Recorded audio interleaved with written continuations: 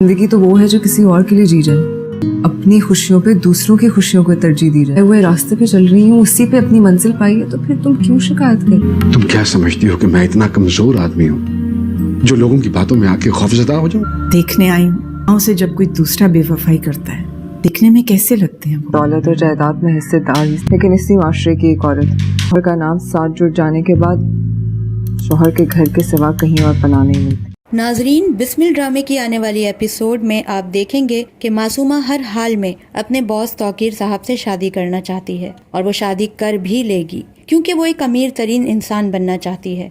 معصومہ زہب کو ٹھکرا چکی ہے, لیکن معصومہ بہت پچھتانے والی ہے کیونکہ معصومہ پیسے کی خاطر شادی تو کر لے گی مگر وہ خوش نہیں رہ پائے گی, اور بہت جلد اسے اس بات کا احساس بھی ہو جائے گا.